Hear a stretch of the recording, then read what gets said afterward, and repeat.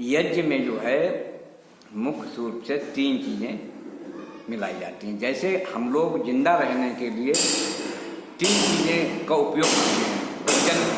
भोजन में क्या चीज़ होता है? एक तो अन्न होता है, आटा चावल दाल जो भी अन्न। दूसरी चीज़ होती है जल, और तीसरी होती है मिनरल साल्ट यानी खनिज लवण, जैसे नमक हो या मीठा चीज़ हो। तीनों चीज़ों में अगर एक चीज़ भी नहीं कम होगी तो भोजन अपूर्ण कहा जाता है। बिना नमक के आप नहीं खा सकते, या बिना मिठाई के नहीं खा सकते हैं, बिना जल के नहीं खा सकते हैं। उसी प्रकार यज्ञ में भी 3 चीज़ें होती हैं। हवन सामग्री होती है, और घट होता है यानी देसी घी होता है, और समिधा माने लकड़ी होती है।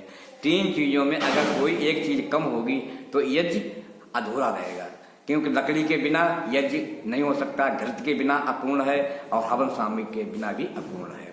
तो इसलिए यज्ञ में ये 3 चीज़ें जब मुख्य रूप से मिलाई जाती हैं तो उसका प्रभाव पूरे ब्रह्मांड में फैलता है।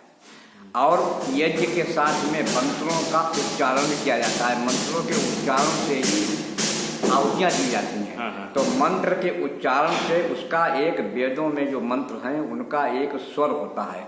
उस स्वर से जब मंत्र गाए जाते हैं तो क्योंकि शरीर में जो तरंगें पैदा होती हैं, उन तरंगों को, जो मंत्रों के द्वारा जो तरंगें पैदा होती हैं, वो बुरी तरंगों को वो नष्ट कर देता है।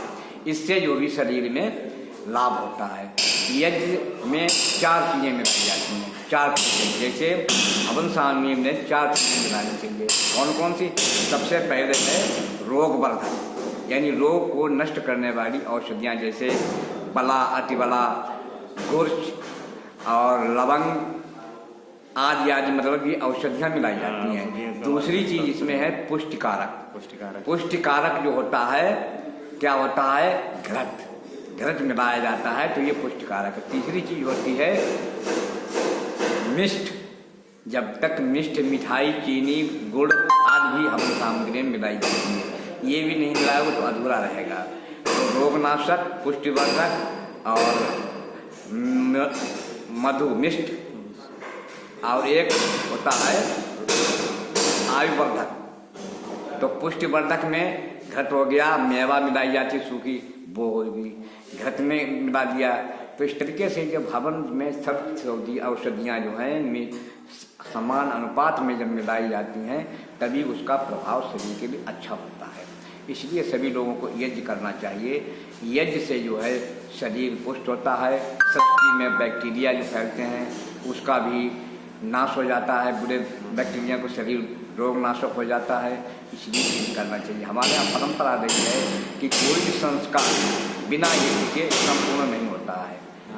कोई भी नामकरण से लेकर और जितने भी संस्कार हैं, जात कर्म में तो बच्चा के जन्म होता है, उसमें हाई वैसे वैदिक में सिद्धांत है कि इतना नहीं हो पाता कि बच्चा जन्म देता है तो उसमें वातावरण जो है जितना दूषित होता है। इसलिए बाकी जितने संस्कार हैं सब में यज्ञ के बिना कोई संस्कार पूर्ण नहीं हो सकता है। इसलिए यज्ञ करना चाहिए सभी लोगों को। स्वस्थ शरीर होगा तभी हमारा स्वस्थ मन का, मस्तिष्क का निर्माण होगा। जब मस्तिष्क शुद्ध होगा, सही होगा, तो हमारे विचार भी सही होगा। अब विचार सही हैं तो हम मुक्त की तरफ बढ़ेंगे, मुक्त होने की तरफ बढ़ेंगे। मुक्त होंगे विचारों से तो आनंद आएगा। तो कहीं न कहीं हमारे धार्मिक रिचुअल हैं जो यज्ञ हवन पूजा पाठ, तो वो भी प्रिय के लिए बहुत अच्छा है। तो शुरुआत यहीं से होती है, फिर धीरे धीरे हम सभी से मुक्त हो जाते हैं और परमानंद प्राप्त होते हैं। तो हम जीवित रहते हुए आनंद प्राप्त करते हैं, यही हमारी मुक्ति है।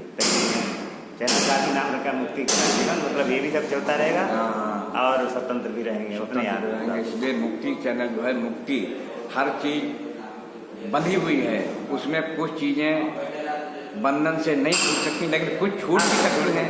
तो जो छूट सकती हैं उसे बंधन से छोड़ो। जैसे माया मोह के जाल में ज़्यादा नहीं पड़ना चाहिए, इससे छोड़ो, तभी तो मुक्ति मिलेगी। तभी जब अच्छा जीवन हो जाएगा। जब मुक्त आप होंगे, बाधाओं से मुक्त होंगे, तभी स्वस्थ शरीर होगा, मन स्वस्थ होगा। जैसा खाएंगे अन्न वैसा बनेगा मन।